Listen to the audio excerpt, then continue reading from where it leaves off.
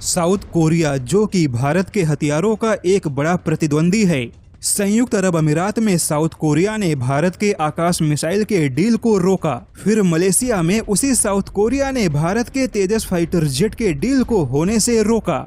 यहाँ तक कि साउथ कोरिया ने मलेशिया में भारत के तेजस फाइटर जेट को रोकने के लिए अमेरिका के साथ अपने विशेष प्राप्त संबंधों का फायदा उठाया। लेकिन अब वही साउथ कोरिया अपने पनडुब्बियों को लेकर भारत में चला आया। जैसा कि भारत अपने प्रोजेक्ट 75 के तहत कई प्रकार के विशेष और अत्याधुनिक पनडुब्बियों का निर्माण कर रहा है।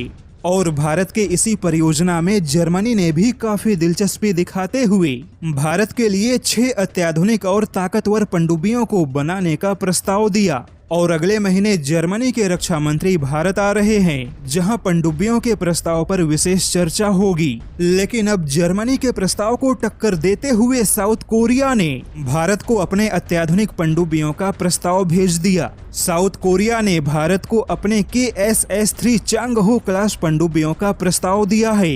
यानी कि अब साउथ कोरिया ने भारत के अरबों डॉलर के पनडुब्बियों की परियोजनाओं के डील को पाने के लिए अब सीधे सीधे जर्मनी को टक्कर दे रहा है।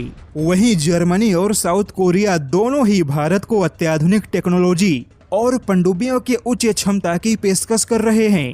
यहाँ तक कि इन सभी पनडुब्बियों में एक लंबी दूरी के अंडर वाटर क्रूज मिसाइलों को लॉन्च करने की क्षमता होगी। हालांकि दावा किया जा रहा है कि साउथ कोरिया का प्रस्ताव जर्मनी से ज्यादा बेहतर है। ऐसे में अगर जर्मनी को पनडुब्बियों की डील हासिल करनी है तो जर्मनी को तकनीकी क्षमता के मामले में 2 कदम और आगे बढ़ाना होगा।